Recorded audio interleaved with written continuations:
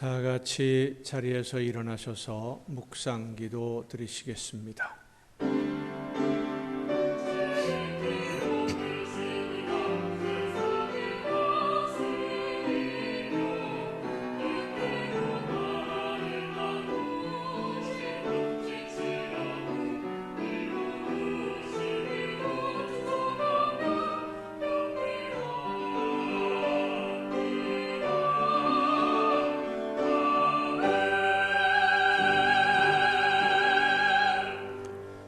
아버지께 참되게 예배하는 자들은 영과 진리로 예배할 때가 오나니 곧 이때라. 아버지께서는 자기에게 이렇게 예배하는 자들을 찾으시느니라. 하나님은 영이시니 예배하는 자가 영과 진리로 예배할지니라. 아멘. 사랑으로 연약한 저희들을 품으시고 안아주시는 하나님, 인생의 무거운 짐을 지고 광야 같은 세상에서 하나님이 주신 사명을 감당하느라 지친 저희들이 지난 한 주간의 삶의 열매로 하나님께 예배하기 위하여 한자리에 모였습니다. 온 몸과 마음을 다하여 준비한 열매로 예배하는 저희들을 거룩한 산 제물로 기쁘게 받으시고 힘들고 지친 심령들을 위로하시며 새로운 힘과 용기를 더하여 주시옵소서. 기쁨과 감사가 넘쳐나게 하옵시며 말씀하시는 하나님의 음성을 듣고 새로운 각오와 결단으로 세상에 나아가 하나님이 맡기신 사명을 감당하며 열매 맺는 성도로 세워 주시옵소서. 예수 그리스도의 이름으로 기원하옵나이다. 아멘.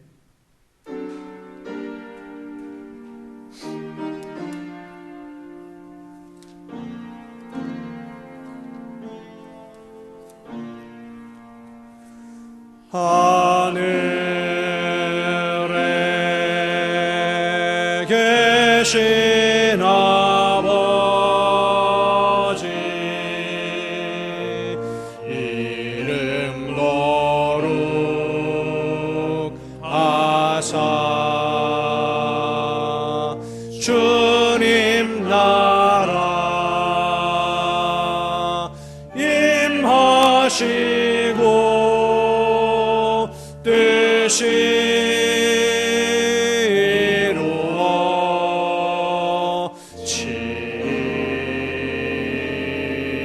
이루어지이다. 일용할 양식 주시고 우리들의 큰 죄 다 용서하옵시고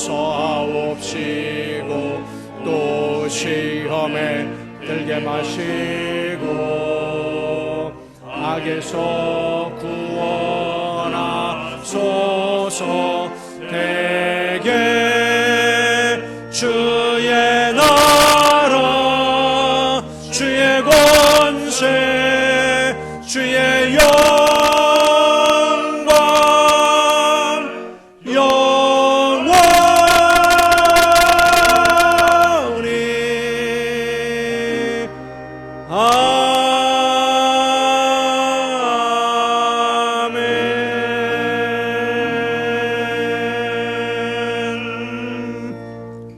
긍휼과 자비의 하나님, 하나님의 은혜를 사모합니다. 사랑의 주님, 십자가의 공로를 의지하여 나아옵니다. 성령이시여 우리의 속마음을 감찰하시고 살아계시는 성삼위의 하나님, 우리의 예배를 받아주시고 아멘. 자리에 앉으셔서 찬송가 28장 찬송을 함께 부르시겠습니다.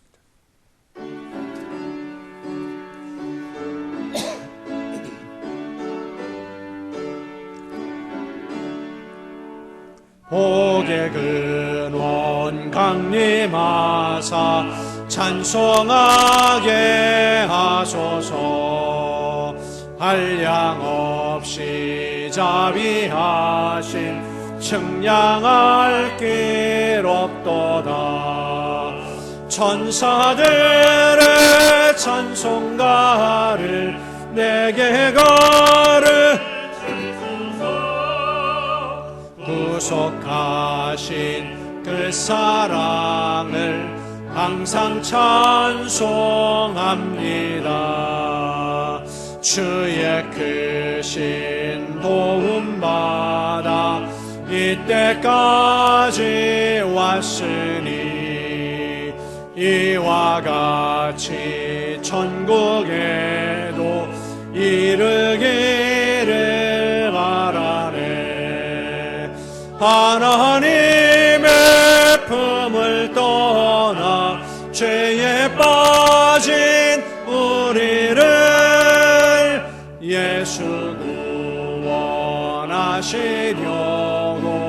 보혈을 여주셨네. 주의 귀한 은혜 받고 일생 빚진 자 되네. 주의 은혜 사슬 되사 나를 주께 매소서. 우리 마음은 연약하여 범죄하기 쉬우니 하나님이 받으시고 천국인을 치소서.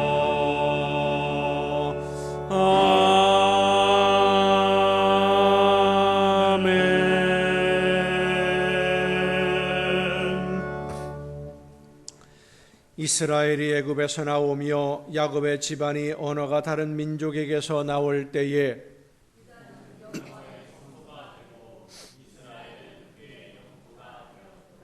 바다가 보고 도망하며 요단은 물러갔으니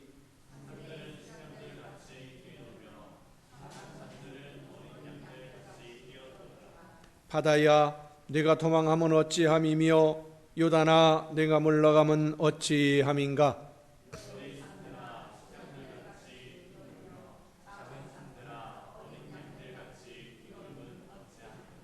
땅이여 너는 주 앞 곧 야곱의 하나님 앞에서 떨지어다.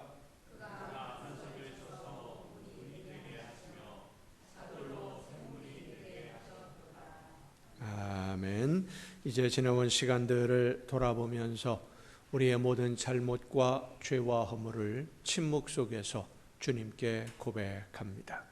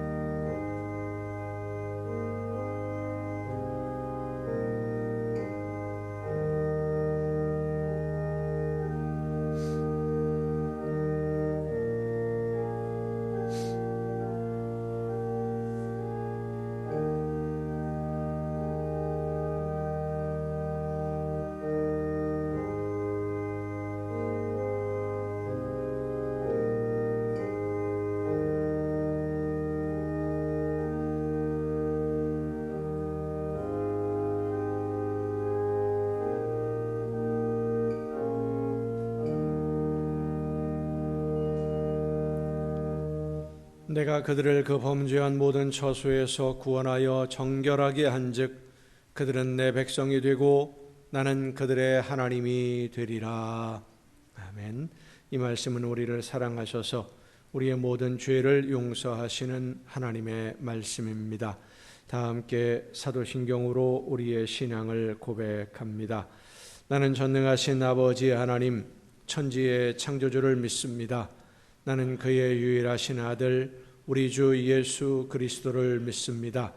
그는 성령으로 잉태되어 동정녀 마리아에게서 나시고 본디오 빌라도에게 고난을 받아 십자가에 못 박혀 죽으시고 장사된 지 사흘 만에 죽은 자 가운데서 다시 살아나셨으며 하늘에 오르시어 전능하신 아버지 하나님 우편에 앉아 계시다가 거기로부터 살아있는 자와 죽은 자를 심판하러 오십니다.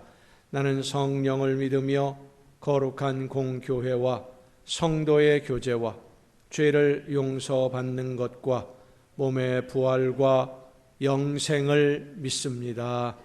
아멘. 다 함께 찬송가 455장 찬송을 함께 부르시겠습니다. 455장입니다.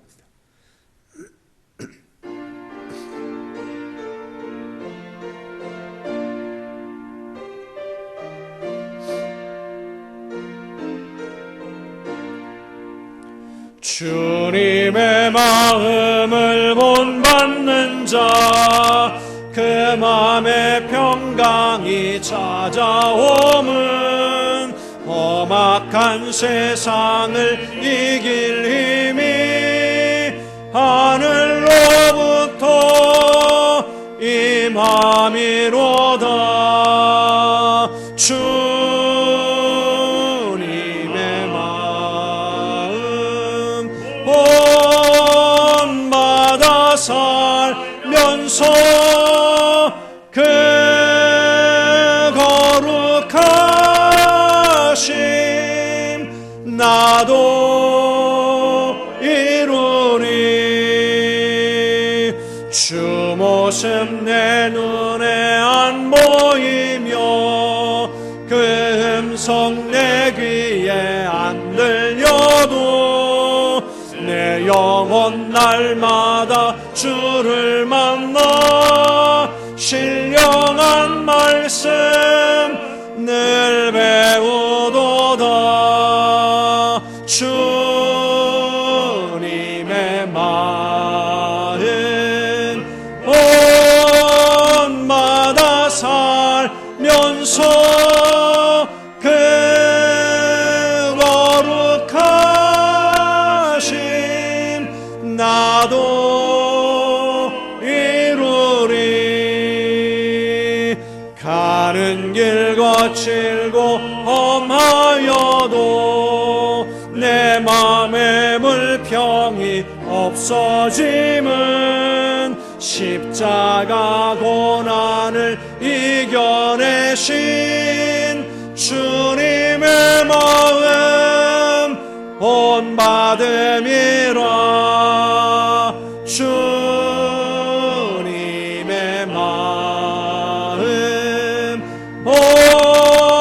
본받아 살면서 그 거룩하심 나도 이루리. 주 예수 세상에 다시 오실 그날엔 무성도 변화하여 주님의 빛나는 그 영상을 다 함께 보며 주 찬양하리. 주님의 마음 본받아 살면서 그 거룩하심 나도 이루리.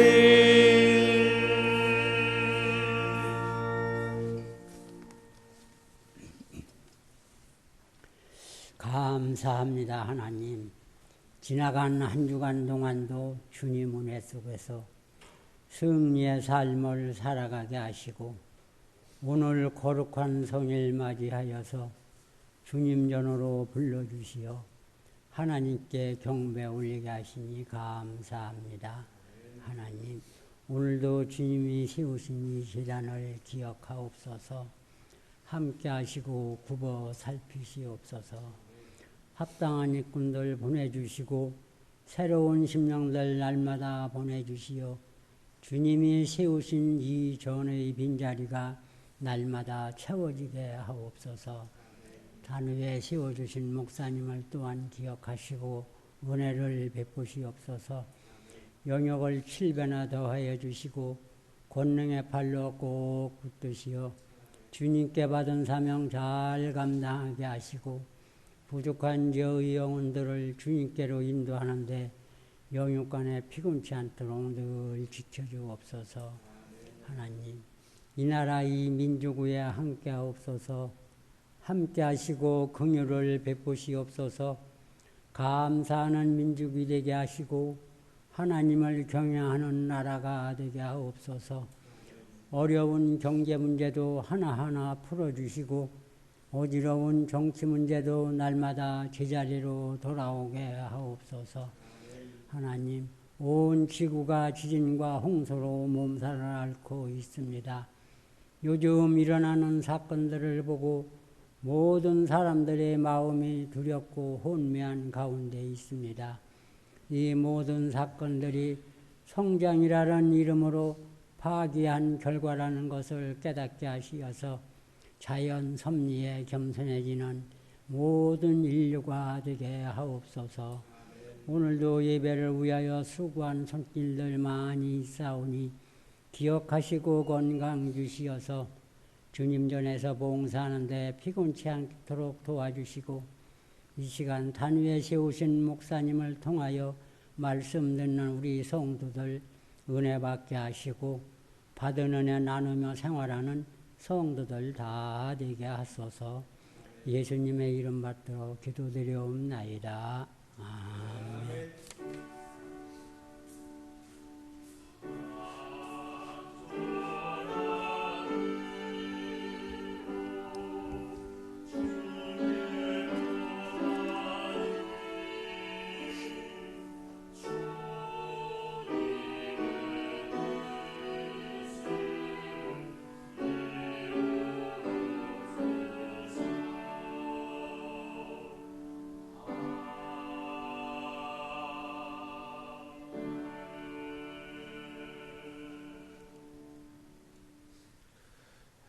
교회 소식은 주보에 있는 교회 소식란을 참조하시기를 바랍니다. 이제 찬양해 주시겠습니다.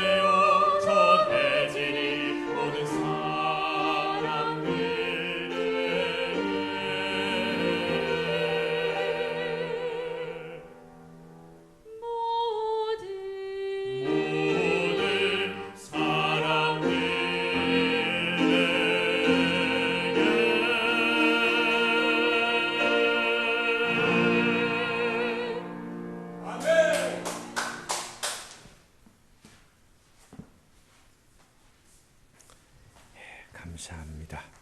이 시간 우리에게 주신 하나님의 말씀을 함께 듣습니다. 오늘 우리에게 주신 하나님의 말씀 신약성경 에베소서 4장 13절부터 16절까지에 있는 말씀입니다. 에베소서 4장 13절부터 16절까지에 있는 말씀 봉독할 때 우리에게 말씀하시는 하나님의 음성을 듣는 은혜가 우리 모두에게 충만하게 임하시기를 축원합니다. 우리가 다 하나님의 아들을 믿는 것과 아는 일에 하나가 되어 온전한 사람을 이루어 그리스도의 장성한 분량이 충만한 데까지 이르리니 이는 우리가 이제부터 어린아이가 되지 아니하여 사람의 속임수와 간사한 유혹에 빠져 온갖 교훈의 풍조에 밀려 요동하지 않게 하려 함이라. 오직 사랑 안에서 참된 것을 하여 범사에 그에게까지 자랄지라. 그는 머리니 곧 그리스도라. 그에게서 온 몸이 각 마디를 통하여 도움을 받음으로 연결되고 결합되어 각 지체의 분량대로 역사하여 그 몸을 자라게 하며 사랑 안에서 스스로 세우느니라. 아멘. 말씀을 통해서 하나님의 귀한 음성을 듣는 귀한 은혜가 이 시간 우리 모두에게 충만하게 임하시기를 축원합니다. 기도하시겠습니다. 크신 사랑과 은혜로 오늘도 연약한 저희들의 삶을 붙드시고 이끌어 주시는 아버지 하나님, 하나님이 원하시는 뜻대로 순종하며 하나님이 기뻐하시는 열매가 풍성해지기를 간절히 사모하는 심령들이 이 시간 말씀해 주시는 음성 듣기 위하여 한 마음으로 머리 숙여 싸우니 성령께서 우리 모두에게 충만하게 임하여 주옵시고 지혜를 허락하시며 우리의 심령의 문을 열어주셔서 말씀하시는 하나님의 음성을 듣고 깨달아 믿음으로 결단함으로 순종과 실천으로 나아가는 우리 모두가 되게 하여 주시옵소서. 연약한 종을 세우셨사오니 성령의 능력과 권능으로 붙들어 주셔서 사람의 모든 부족함과 연약함을 다 가리워 주시고 오직 하나님의 말씀만 전달하는 일꾼으로 사용하여 주시옵소서. 모든 것을 주님께 의탁하옵고 예수님의 이름으로 기도하옵나이다. 아멘. 여호와 하나님은 여러분에게 복을 주시고 여러분을 지키시기를 원하며 여호와 하나님은 그 얼굴을 여러분에게 비추사 은혜 베푸시기를 원하며 여호와 하나님은 그 얼굴을 여러분에게로 향하여 드사 평강 주시기를 원하노라. 아멘. 하나님의 은혜와 평강이 또 그 놀라운 축복이 이제로부터 영원토록 여러분의 삶에 또 여러분의 가정과 계획하는 모든 일들과 또 자녀들 위에 풍성하게 충만하게 임하시기를 축원합니다. 한 가정에 아들이 둘이 있었습니다. 큰아이는 9살이 되고 작은 아이는 5살인데 엄마의 생일이 다가오니까 이 큰아들이 저금통을 깹니다. 형이 저금통을 깨는 모습을 보고 동생도 따라서 자기 저금통을 깨고는 둘이 함께 엄마의 생일 선물을 사러 갑니다. 큰아이는 그동안 늘 오고 가며 보았던 시장통에 있는 화장품 가게에 들려서 영양크림을 하나 샀습니다. 엄마가 저녁에 세수를 하고는 늘 뭔가 바르고 잠을 자거든요. 뭔가를 눈여겨보다가 그걸 산 겁니다. 동생은 문방구에 들러서 로봇 장난감을 하나 샀습니다. 엄마 선물로. 자기 생각에는 그게 제일 좋아 보이니까, 5살짜리니까 엄마도 틀림없이 이걸 좋아할 거다 생각을 하고는 로봇 장난감을 샀어요. 그 선물을 받는, 로봇 장난감을 선물로 받는 엄마의 마음은 어떨까요? 5살짜리가 엄마 생일에 아끼던 저금통을 깬 것만은 생각하고 기뻐서 그 로봇 장난감을 기쁘게 감사함으로 받아야 할까요? 말아야 할까요? 이 둘째 아들의 행동이 잘못된 건 아니죠. 잘못한 건 아닙니다. 단지 미숙할 뿐입니다. 성숙하지 못하니까 생각이 짧은 거예요. 엄마를 기쁘게 할 선물이라면 엄마가 좋아할 만한 것을 찾아야 되는데 아이다 보니까 자기 생각으로 내가 중심이 되어서 내가 좋아하는 장난감을 엄마도 좋아할 거다라고 생각하고 선물을 한 거예요. 그 마음이야 기특하고 예쁘지만 이 선물은 엄마에게는 아무 쓸모가 없는 물건이 될 뿐입니다. 이 아이들의 특징, 아직 성숙하지 못한 아이들의 특징이 나를 중심으로 세상을 바라본다는 거예요. 나를 중심으로. 아이들이 그 부모님들하고 같이 마트에 가서 장난감 가게, 장난감이 진열된 코너를 그대로 지나칠 수가 없지요. 그걸 바라보고 사달라고 떼를 씁니다. 그 떼를 쓰는 것을 바라보는 부모의 마음이 어떨까요? 다른 사람들의 시선이 의식될 수밖에 없거든요. 막 어떤 때 보면 여기 이마트에서도 보면 그냥 벌렁 자빠져가지고 땅바닥에 누워서 그냥 아글아글 쓰고 고래고래 소리 지르는 그런 아이들이 있어요. 그러면 아이를 보는 게 아니라 우린 누굴 봐요? 애 엄마를 봅니다. 도대체 애들 교육을 어떻게 시켰길래 저럴까? 뭐 이런 마음을 가지고 아이 엄마를 바라보고 그 시선을 느끼게 되니까 부모님들이 참 민망한데 아이들은 그걸 생각 안 해요. 자기가 중심입니다. 미숙한 아이들, 오늘 우리의 신앙이 미숙한 신앙인지 성숙한 신앙인지를 돌아보는 이 시간이 될 수 있기를 바랍니다. 미숙한 신앙은 모든 일에 내가 중심이 되어서 내 문제만 해결받기를 원하고 옳고 그름, 하나님의 말씀, 사탄의 유혹을 분별하지 못하기 때문에 스스로 위험에 빠지는 일들이 아주 많이 생깁니다. 유럽이나 미국 유치원들, 우리나라에서도 유치원에 가면 그런 교육을 할 거라고 생각이 되는데 학교에서 저학년 학생들이 제일 먼저 배우는 것이 뭐냐면 낯선 사람 따라가지 말아라. 낯선 사람이 주는 것 받아먹지도 말아라. 알지 못하는 사람이 간식을 사준다거나 엄마가 기다리니까 함께 가자 그러면 절대 따라가면 안 된다라고 신신당부를 하고 가르치는데 통계를 보면은요, 나이가 어릴수록 낯선 사람을 잘 따라간답니다. 나이가 어릴수록 미숙하니까 스스로 자신을 위험에 빠뜨리는 그런 행동을 하면서도 자기가 지금 무엇을 하는지를 모르는 거예요. 그리고 미숙한 아이들은 자기가 위험에 빠졌을 때 스스로 문제를 해결할 능력이 없기 때문에 더 위험한 상황을 만드는 경우들이 아주 많습니다. 아이들만 집에서, 어린 아이들이 집에서 뭔가를 하다가 혹은 놀다가 음식을 만들어 먹다가 아주 작은 사고가 나면은요, 이거를 해결을 하지 못하고 오히려 더 큰 사고를 내는 경우들이 있어요. 운전을 하는 분들도 마찬가지지요. 초보 운전과 능숙한 운전자의 차이가 뭡니까? 우리 김 집사님처럼 능숙하게 운전하시는 분은 한 손으로도 운전 충분히 합니다.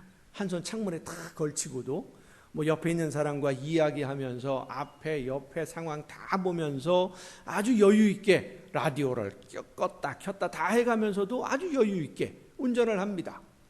초보 운전자도요, 비슷하게 할 수 있어요. 어디서? 평안할 때. 그런데 갑자기 돌발 사고가 생기면은요, 능숙한 운전자는 그 돌발 사고를 잘 대처를 해서 큰 사고로 이어지지 않도록 막아 나갑니다. 근데 초보 운전자는 그게 안 되는 거예요. 당황해서 더 큰 사고를 일으키고 말아요. 미숙한 아이들도 역시 마찬가지. 이렇게 어린 아이들이야 어른들이 잘 보살펴주면 그래도 되겠습니다마는 영적인 미성숙, 영적으로 신앙이 성장하지 않는 성도는 다릅니다. 왜냐하면 미성숙한 성도일수록 자기는 성숙하다고 생각을 해요. 이게 미성숙한 성도의 가장 큰 특징입니다. 나는 완전하고, 나는 올바르고, 나는 지금 제대로 하고 있고, 하나님의 말씀을 듣고 바르게 가고 있다라고 하는 자기 확신이 너무 강해요. 그게 바로 미성숙한 증거입니다. 그런 분들의 특징이 내 생각은 다 옳고 나와 다른 생각을 가진 사람은 틀렸다라고 생각을 하니까요, 다툼이 그치질 않아요. 갈등이 그치지를 않습니다. 오늘 본문 말씀을 보면 우리 믿는 성도들은 예수 그리스도의 장성한 분량에 이르도록 성장해야 한다 말씀해 주고 있습니다. 예수님이 하나님의 뜻을 알고 그 뜻대로 온전히 순종하셨듯이 우리도, 예수님을 믿고 하나님의 자녀가 된 우리도 하나님의 뜻을 온전히 알아야 되고, 하나님이 원하시는 뜻대로 내가 순종하는 성도가 되어서 하나님이 원하시는 열매를 맺어서 하나님이 기뻐하시는 그런 자녀가 되어야 된다. 그것이 바로 구원을 이루어가는 과정이니까요. 그런데 이 신앙의 성숙이라고 하는 부분은요, 참 묘한 신비함이 있습니다. 오랫동안 신앙생활을 한 성도의 신앙이 어린 아이와 같은 미숙한 모습에 머물러 있는 경우도 있고, 신앙생활을 시작한 지 얼마 안 되는 성도의 신앙이 오히려 성숙한 모습을 보일 때도 있어요. 수십 년 동안 미성숙한 모습 그대로 있다가 어느 날 갑자기 신앙이 성숙하는 경우도 있고요, 성숙한 신앙을 보이다가 갑자기 어린아이처럼 미성숙한 모습으로 떨어져 버리는 그런 모습들도 보여집니다. 예수님이 처음 된 자가 나중이 되고 나중 된 자가 먼저 되는 일이 있다고 하신 말씀을 우리가 잊지 말아야만 합니다. 내가 믿음이 성숙해져서 하나님이 원하시는 뜻을 깨닫고 말씀대로 순종하는 삶을 살았던 경험이 있다고 할지라도 그 삶이 영원히 계속되는 것이 아니라는 말씀이에요. 늘 긴장하고 순종하지 않으면, 성령의 역사하심과 그 말씀하심에 귀를 기울여서 내가 그 말씀을 늘 듣고 그 말씀에 늘 순종하지 않으면 어느 순간에 갑자기 어린아이처럼 되어버리고 말아요. 하나님이 원하시는 뜻이 무엇인지 몰라서 늘 혼란을 겪었다 할지라도 나에게 말씀해 주시는 하나님의 뜻을 분명하게 듣고 깨달아서 한 가지만이라도 올바로 실천하고 순종하면 그의 신앙이 하나님의 놀라운 은혜와 역사 가운데 놀랍도록 성장하는 모습도 우리는 볼 수 있는 것입니다. 믿음이 성숙해지고 신앙이 성장한다는 것은 얼마나 오랫동안 신앙생활을 했느냐에 달려있지 않습니다. 신앙은 시간이 가면 저절로 성숙해지지는 않는다는 말씀입니다. 성도 여러분, 성숙한 신앙은 내 심령에, 내 영혼에 역사하시는 성령이 하시는 말씀에 귀를 기울여 듣고, 그리고 하나님이 원하시는 뜻을 깨닫고 하나님이 나에게 말씀하시는 대로 순종하는 그 삶의 열매로 하나님에게 인정받는 신앙, 그것이 바로 성숙한 신앙인 줄로 믿으시길 바랍니다. 예수님처럼 하나님이 원하시는 일을 위해서라면 어떤 상황에서도 물러서지 아니하고, 어떤 아픔이 있고 어떤 힘든 일이 나를 기다리고 있다 할지라도 불평하지 아니하고 원망하지 아니하고 그저 묵묵히 나에게 맡겨주신 사명을 즐겁게 감당하는 그 삶이 바로 성숙한 성도의, 성숙한 신앙의 모습입니다. 우리의 신앙이 이렇게 성숙해야 되는 이유를 오늘 본문에서 이렇게 설명을 합니다. 이는 우리가 이제부터 어린아이가 되지 아니하여 사람의 속임수와 간사한 유혹에 빠져 온갖 교훈의 풍조에 밀려 요동하지 않게 하려 함이라. 좀 긴 문장입니다만은 한마디로 간단하게 말하면 그렇습니다. 헷갈리지 말아라. 신앙생활하는데 하나님이 원하시는 뜻이 무엇인지 헷갈려 하지 아니하도록, 요동하지 않도록, 이게 맞나 저게 맞나, 이렇게 해야 되나 저렇게 해야 되나, 이 말을 들으면 이 말이 맞는 것 같고 저 말을 들으면 저 말이 맞는 것 같고, 그렇게 왔다 갔다 하지 않도록. 요즘처럼 거짓과 진리가 섞여 있는 혼탁한 시대가 또 있었나 할 정도로 요즘 우리가 살아가는 이 시대는 누구의 말이 진리인지, 누구 말이 거짓말인지, 어떤 사람의 말을 듣고 믿어야 하는지 아주 혼란스러운 시대를 지금 우리가 살아가고 있습니다. 얼마 전까지 방송과 뉴스에서 경제의 어려움을 이야기하는 사람들이 참 많이 등장해서 우리나라 경제가 망하고 있다, 큰일 났다, 어렵다, 얼마나 공포 분위기를 조성했는지 몰라요. 특히 달러 환율이 1200원에 가까워져 갈 때 유명한 경제학자들, 대학 교수, 전문가 이런 분들이 뭐라고 얘기했냐면 달러 환율이 1200원이 넘어가면 우리나라 경제가 완전히 무너진다. 수출 기업들이 다 문을 닫게 된다. 적자 운영을 하게 된다. 그런데 정부가 아무 일도 하고 있지 않다고 많이 비판을 했어요.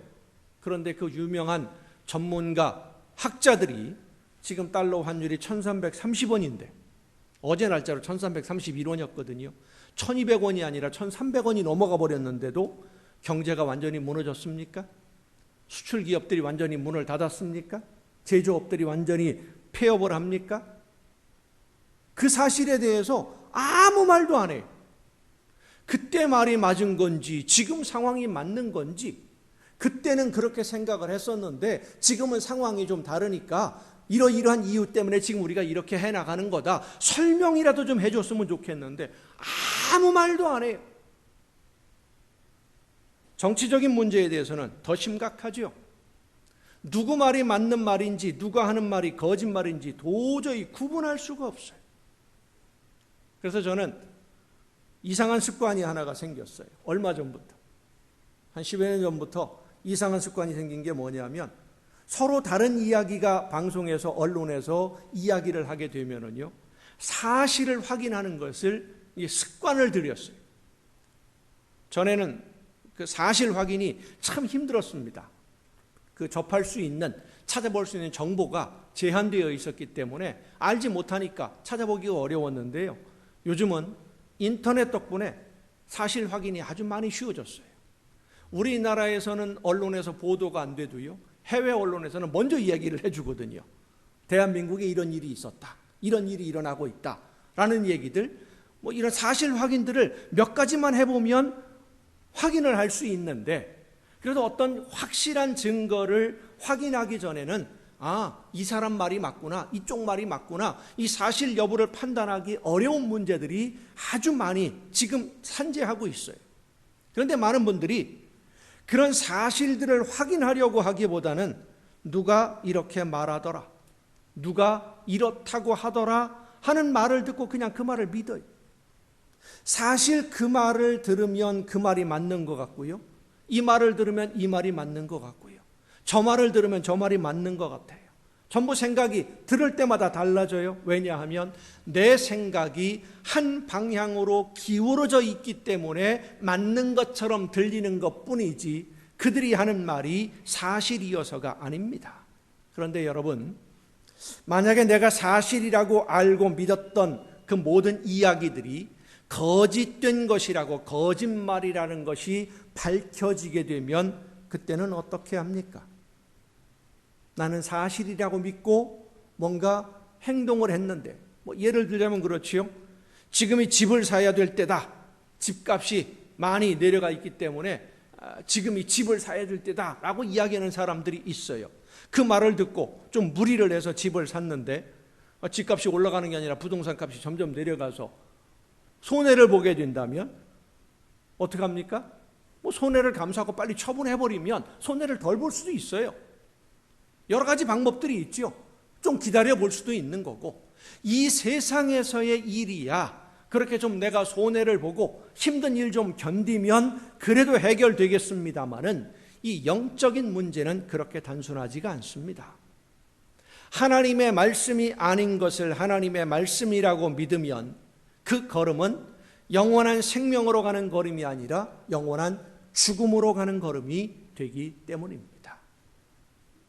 열심히 달리면 열심히 달릴수록, 나는 하나님의 나라를 향해서 열심히 달린다고 달렸는데 알고 보니까 죽는 길로 열심히 달려갔으면, 망하는 길로 열심히 달려갔으면, 하나님의 뜻과는 정반대의 길로 열심히 달려갔으면 우리가 열심히 달려간 그 모든 것이 어떻게 되느냐 이거예요. 우리가 영적으로 성숙한 신앙이 되지 않으면 사람의 속임수를 하나님의 말씀으로 착각하게 됩니다.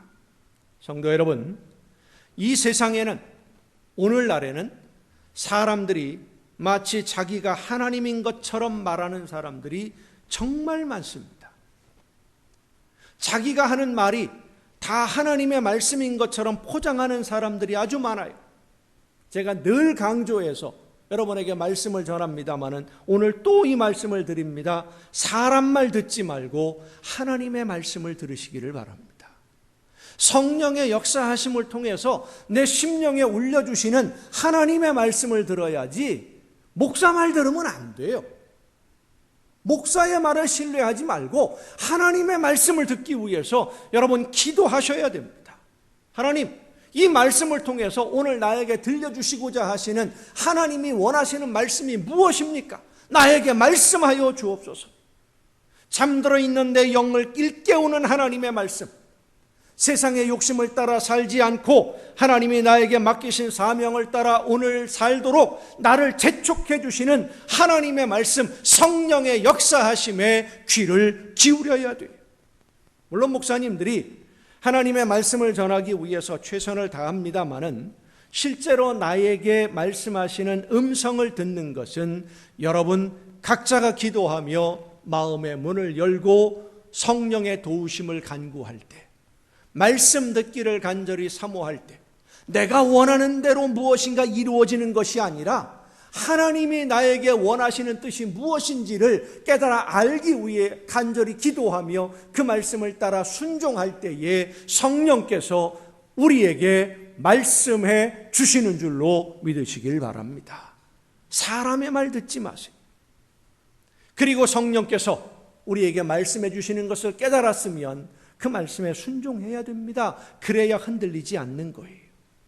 악한 마귀는 지금 이 순간에도 믿는 성도들의 마음과 생각을 흔들어서 하나님이 약속하신 영원한 생명을 바라보며 가는 길에서 돌이켜 욕심을 따라 죽음으로 가는 길로 가도록 많은 성도들을 유혹합니다.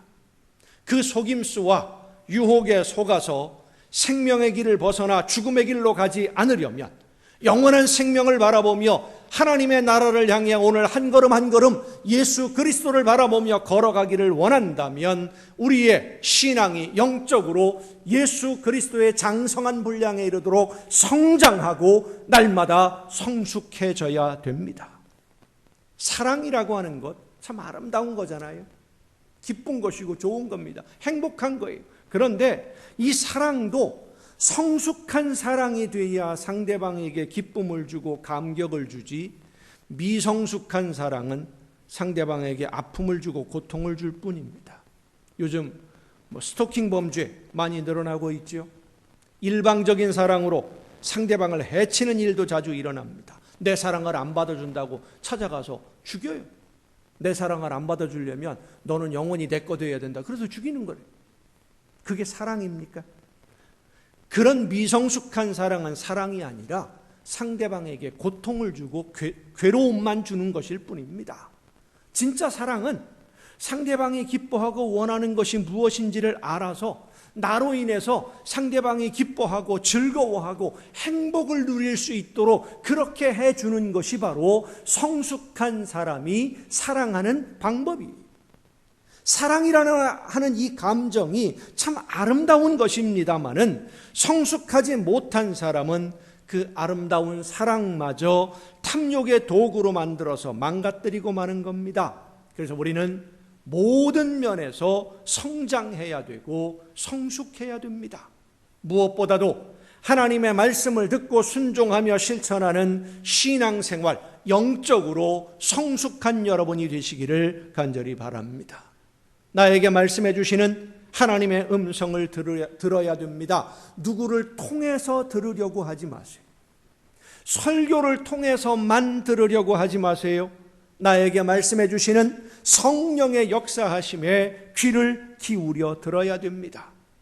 예배에 참석해서 말씀을 듣는 이 시간에, 지금 이렇게 우리가 예배하며 말씀을 듣는 이 시간, 성령이시여 임하셔서 내 마음과 내 생각을 주관해 주시고 나에게 지혜를 더하여 주셔서 하나님이 지금 나에게 하시는 말씀을 내 심령으로 듣게 하여 주옵소서.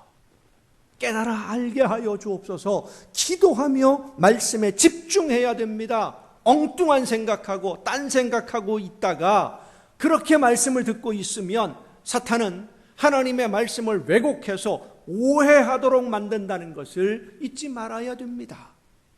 말씀을 듣는 것은 내가 듣는 것이지 목사를 통해서 선포되는 말씀이 하나님의 말씀의 전부가 아니에요. 여러분의 심령 속에 성령께서 역사하시는 그 음성을 듣기 위해서 기도하며 간구하며 사모하는 심령으로 하나님의 음성에 귀를 기울일 수 있기를 바랍니다. 하나님은 순종하기 위해 말씀을 듣는 모든 성도들에게 성령의 역사하심으로 말씀해 주십니다. 무엇을 해야 되는지, 무엇이 중요한 것인지, 무엇이 옳고 그른 것인지를 깨달아 알게 해 주십니다. 논어 선진편 21장에 이런 글이 있습니다.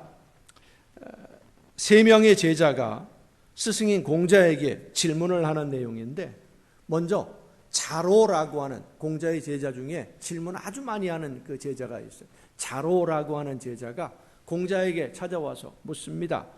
선생님, 진리를 들었으면, 진리가 무엇인지를 깨달았으면 바로 실천해야 됩니까? 그러니까 공자가 대답을 해요. 유부 형제 여지하기 문사행지. 무슨 뜻이냐면, 경험이 많은 아버지도 있고 형도 있는데, 어른들이 있는데 뭘 그리 성급하게 하려고 하느냐? 좀 신중하게 행동을 해야 된다라고 설명을 합니다. 조금 있다가 염류라고 하는 제자가 또 공자를 찾아왔어요. 이 염류라는 제자가 공자에게 질문을 합니다. 스승님, 진리를 들었는데 바로 실천해야 됩니까? 똑같은 질문이잖아요. 자로가 한 질문이나 염류가 한 질문이나 똑같아요. 똑같은 질문을 받은 공자가 이렇게 대답을 합니다.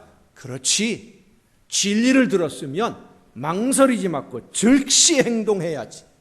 깨달았으면 망설이면 안 돼. 즉시 해야 되는 거야.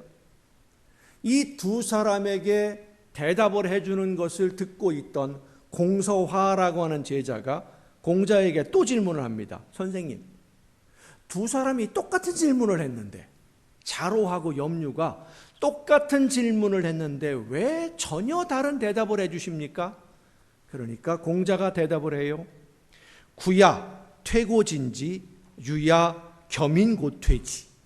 무슨 뜻이냐면, 염류라고 하는 사람은 모든 일에 소극적이어서 늘 생각만 하다가 아무것도 못하는 사람이니까, 고민하다가 때를 놓치는 사람이니까 좀 더 적극적으로 깨달았으면 실천하라고 대답을 해준 거고, 자로는 사람이 좀 급해, 너무 적극적이야, 매사에 오지랖이 넓어서 남의 일까지도 간섭하려고 하니까 좀 신중하라고 그렇게 대답을 해준 거다.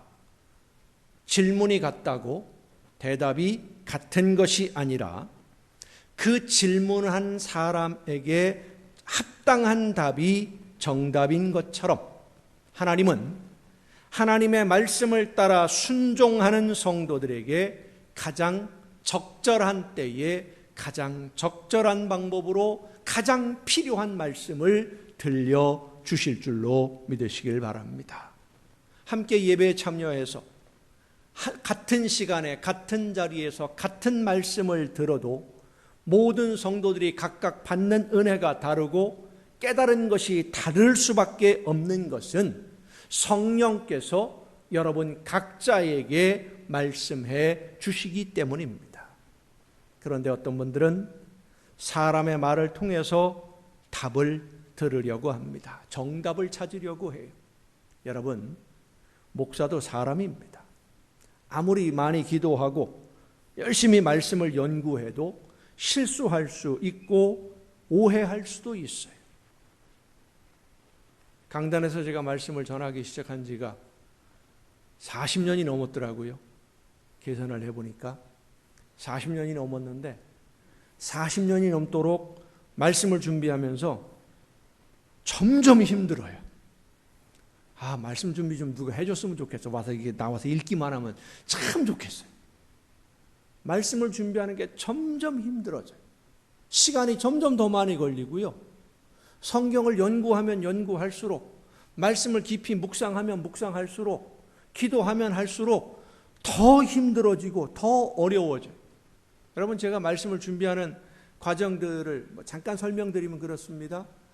주보에 보면 한 달 전에 다 그 본문하고 제목하고 다 나가죠. 두세 달 전에 이미 준비를 시작을 합니다. 두세 달 전부터 말씀을 쭉 준비하고 계속 컴퓨터에 메모를 해요. 말씀들을, 줄거리를 정리하고 예화를 정리하고 말씀을 뼈대를 붙이고 살을 붙이고 쭉 정리해 놓으면은요, 이제 이번 주간에 말씀을 전하기 위해서, 주일날 말씀을 전하기 위해서 이제 월요일부터 이제 원고 정리를 시작합니다. 원고 정리를 시작할 때 쭉 해놓고 보면은요, 쉽게 말해서 표현하면 제가 오늘 여러분에게 전하는 말씀보다 한 10배는 돼요. 분량이 너무 많아요. 이거를 줄이는 거예요. 일주일 내내 줄이는데, 이 본문 말씀을 통해서 오늘 전해야 될 하나님이 나에게 깨달아 알게 해주신 이 말씀의 핵심을 벗어나지 아니하고 빼놓지 아니하고 다 전하려면 어떻게 줄여야 될까? 일주일 내내 그것 고민하면서 기도하면서 줄이는 거예요. 한 주간 내내. 어제도 새벽 1시 넘어서 집에 올라갔어요. 말씀을 정리하다가 정리가 다 안 돼가지고. 저는 말씀 준비하는 게 제일 힘들어요. 정말 어려워요. 내가 혹시 이 말씀을 이렇게 준비했어도 말씀을 전하는 과정에서, 내가 혹시 준비하는 과정에서 잘못 생각하고 오해하는 것은 혹시 없을까? 내가 자료를 잘못 찾아봐서 잘못된 자료를 인용함으로 혹시라도 잘못 해석한 것은 아닐까? 얼마나 많이 두려운지 몰라요. 사람은 누구나 다 그렇게 실수할 수 있어요. 나는 절대로 실수하지 않는다, 나는 하나님의 말씀을 절대로 잘못 전한 적이 없다, 이런 식으로 말하는 사람의 말 절대로 신뢰하지 마시기 바랍니다. 절대 신뢰하면 안 됩니다. 이렇게 생각해 보면 됩니다. 부모님이 자녀에게 무엇인가를 이야기를 하는데 다른 사람에게 이야기를 해서, 자녀에게 직접 얘기하는 게 아니라 다른 사람에게 말을 해서 내 자녀에게 이런 이야기를 좀 해달라라고 할 때는 우리 아이가 도저히 말이 안 통해. 부모가 하는 말을 콧방구도 안 껴. 그러니까 할 수 없이 너무 말을 안 들으니까 이 자녀와 말이 통하는 어떤 친구나 친지나 다른 사람을 통해서 제발 이 이야기 좀 해달라고 할 때는 다른 사람에게 이야기를 할 수도 있어요. 하지만 부모의 말에 언제나 귀를 기울여 듣고 부모가 말씀할 때에 그 말씀을 받아들이고 순종하는 자녀들에게 다른 사람을 통해서 우리 아이한테 이렇게 말 좀 해달라고 전해달라고 그렇게 이야기하는 부모는 없습니다. 내가 하나님의 말씀을 듣지 않으니까, 나에게 말씀해 주시는 성령의 역사하심에 귀를 기울이지 않고 자꾸 이상한 이야기만 듣고 내 입맛에 맞는 이야기만 골라 들으려고 하니까, 하나님의 말씀을 듣는 훈련이 안 되어 있으니까, 그러니까 말씀을 못 듣는 거예요.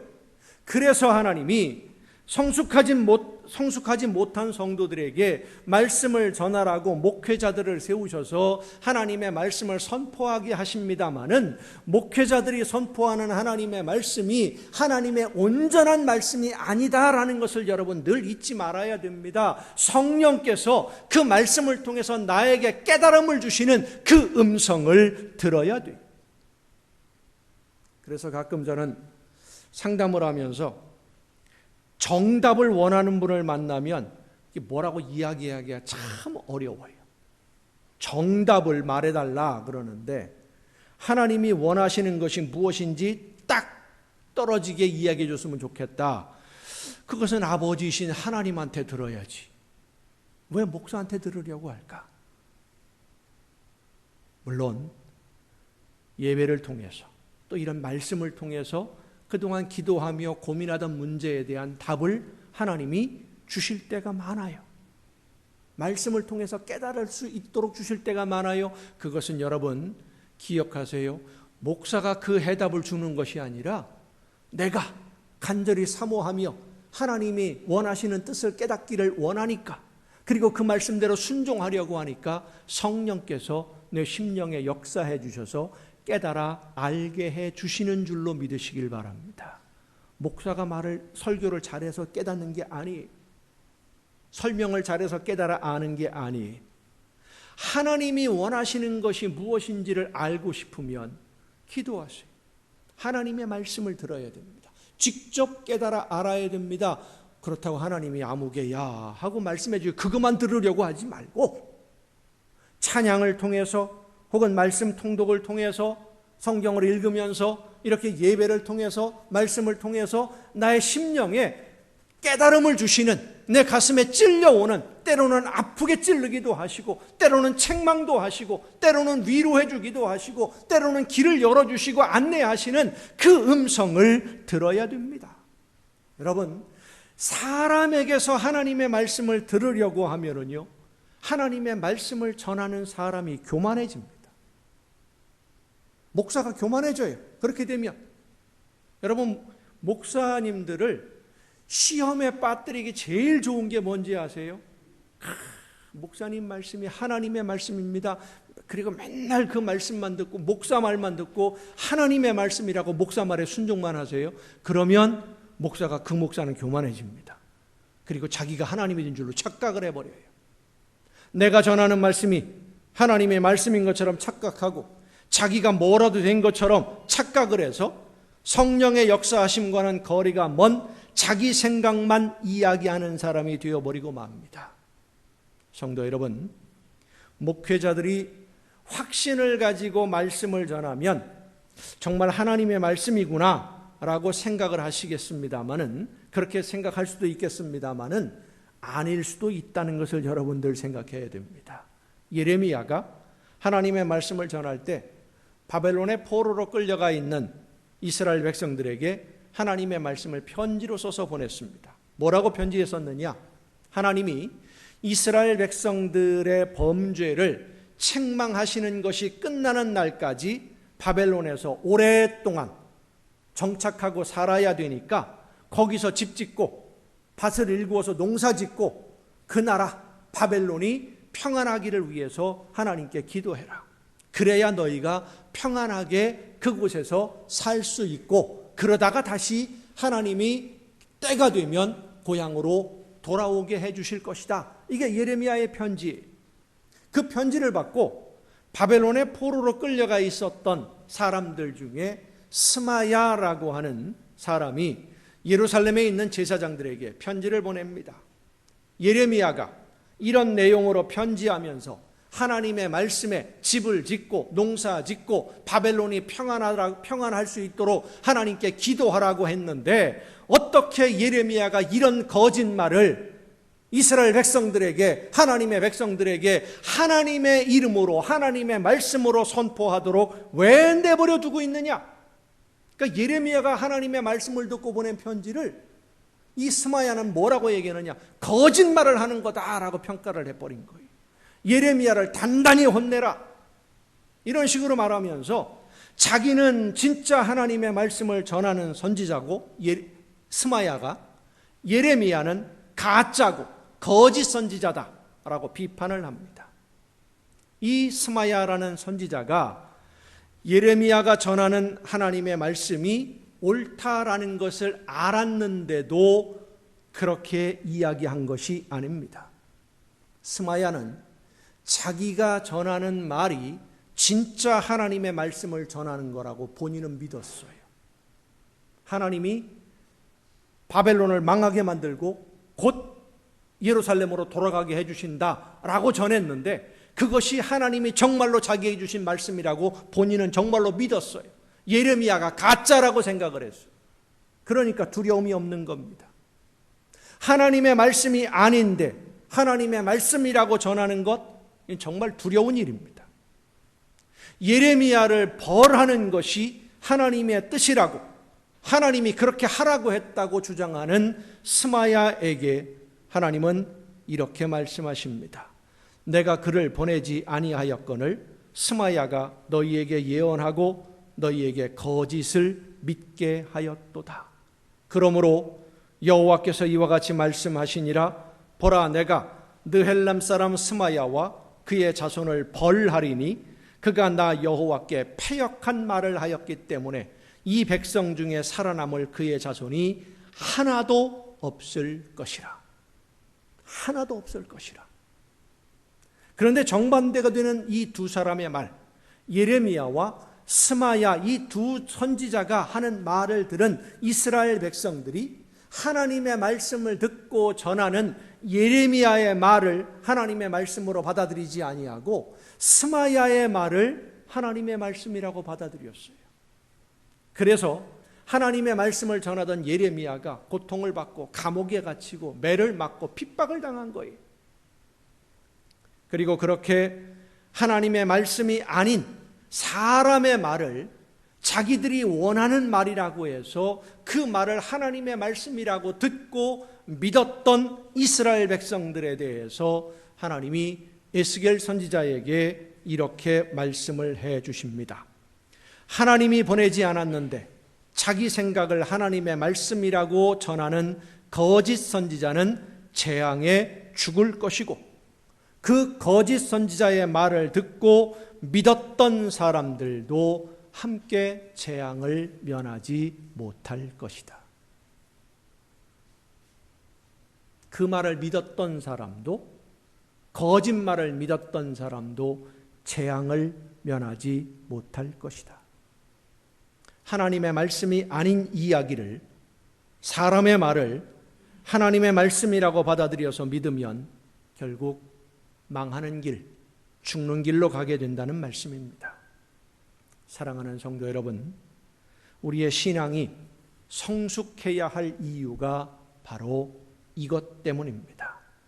정말 열심히 하나님의 말씀을 듣고 순종하고 충성하고 헌신했는데 마지막 하나님 앞에 섰을 때, 하나님 심판의 그날에 하나님의 나라를 위한 헌신과 충성이 아니라 사람에게 충성하고 사람에게 헌신한 것이고, 그래서 나에게는 하나님이 원하시는 열매가 아무것도 없고 빈손으로 쭉정이로 하나님 앞에 서 있는 모습을 발견하게 된다면, 그때 후회는 이미 늦어요.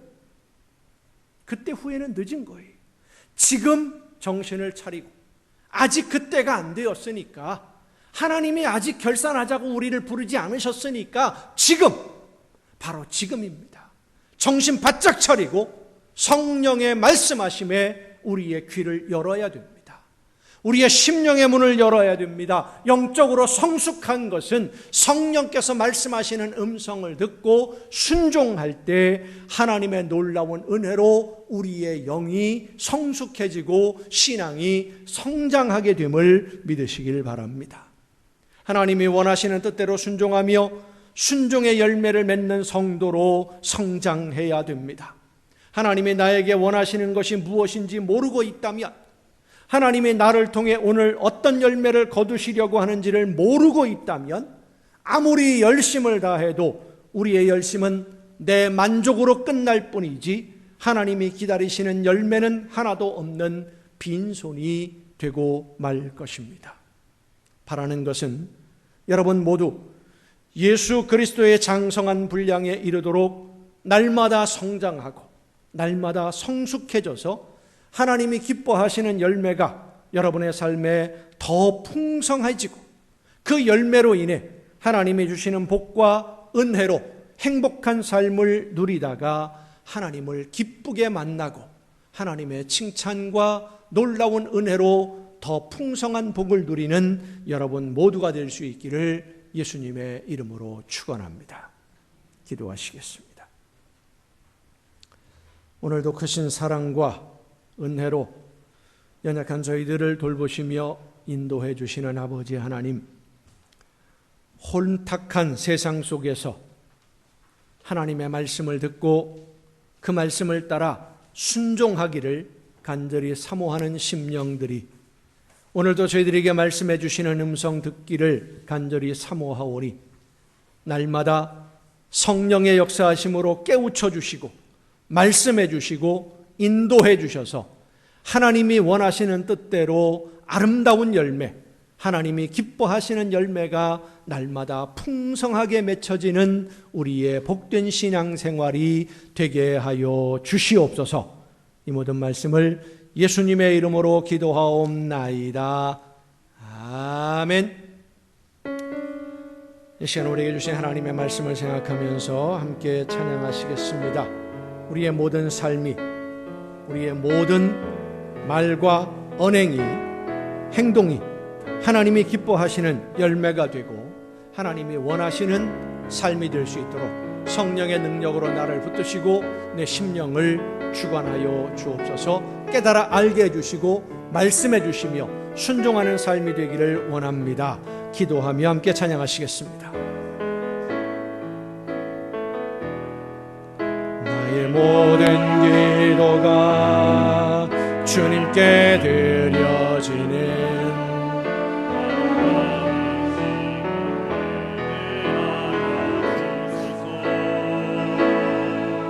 나의 모든 찬양이 아름다운 노래가 되기를 원하나이다. 나의 모든 생각이 주님께 올라가는 향기로운 향이 되게 하여 주소서. 나의 모든 행실이 하나의 예배가 되기를 원하나이다. 당신의 크고도 놀라운 사랑을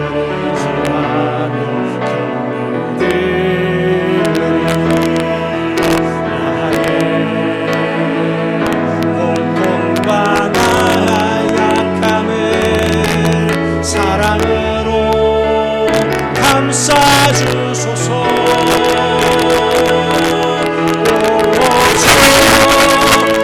전능하신 주여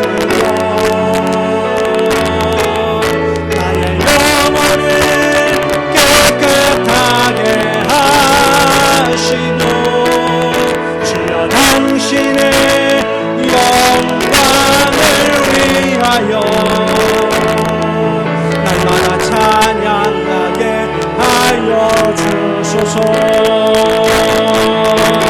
오 전능하신 주여, 나의 영혼을 깨끗하게 하시고 주 당신의 영광을 위하여 날마다 찬양하게 하여 주소서. 내 마음에 주를 향한 사랑이 나의 말은 주가 주신 진리로 나의 눈에 주의 눈물을 채워주소서.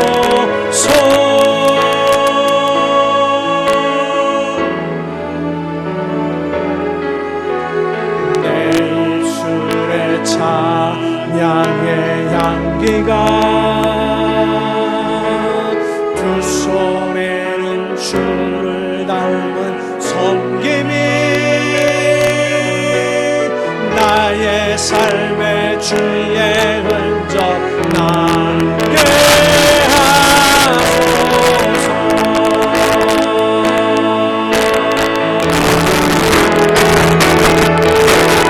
이내 사랑이 영원히 함께하리. 십자가의 길을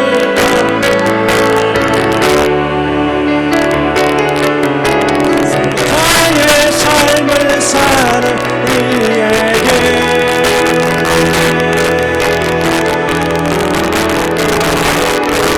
조롱하는 소리와 세상 무력 속에도 주의 순결한 신부가 되리라.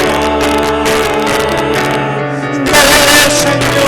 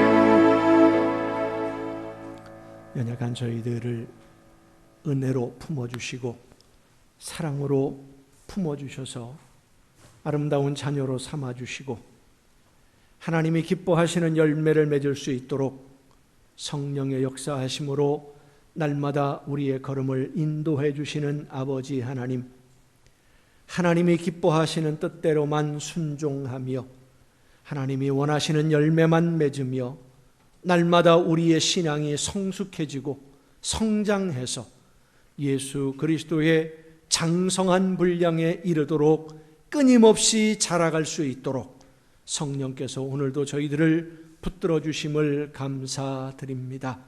말씀해 주시는 하나님의 음성에 귀를 기울여 듣고 그 말씀을 따라 순종하며 하나님이 원하시는 열매가 풍성하게 맺혀짐으로 날마다 우리의 삶이, 우리의 가정이 천국이 되는 기쁨을 누리게 하여 주시옵소서. 날마다 우리의 삶을 천국으로 하나님이 기뻐하시는 열매를 맺는 삶으로 인도해 주심을 감사하며 이 시간 아버지 앞에 귀한 예물을 드립니다. 드리는 모든 손길들마다 하나님 복을 주시며 은혜를 더하시되 저들에게 하나님이 원하시는 뜻이 무엇인지를 매 순간순간 깨달아 알게 하여 주옵시고 성령의 역사하심을 힘입어 믿음으로 순종함으로 저들의 삶이 천국이 되는 아름다운 복을 누리게 하여 주시옵소서. 하나님의 것을 구별하여 드리는 귀한 손길들을 기억하시사 저들의 삶에 하나님이 약속하신 대로 많은 것을 부어주시되 모든 좋은 것에 부족함이 없도록 풍성한 복을 허락하여 주시옵소서. 감사의 예물을 드리는 사랑하는 손길들, 소원을 담아 드려지는 귀한 예물들, 주의 성전을 기억하며 드려지는 귀한 예물들을 주님 기억하시사 더 많은 감사의 조건이 넘쳐나는 복된 가정들 되게 하옵시고 원하는 것보다 더 좋은 것으로 이루어 주시는 귀한 은혜를 허락하시사 저들의 삶이 날마다 주님과 동행하는 천국의 행복을 누리는 삶이 되게 하여 주시옵소서. 이 모든 물질들이 하나님이 기뻐하시는 뜻대로만 아름답게 쓰여지기를 간절히 바라옵고 이제는 우리를 구원하시는 예수 그리스도의 은혜와 하나님의 크신 사랑하심과 성령님의 감동하심과 교통하심이 이 자리에 함께한 우리 주님이 사랑하시는 모든 이들 위에 이제로부터 영원토록 함께 하시기를 간절히 축원하옵나이다. 아멘.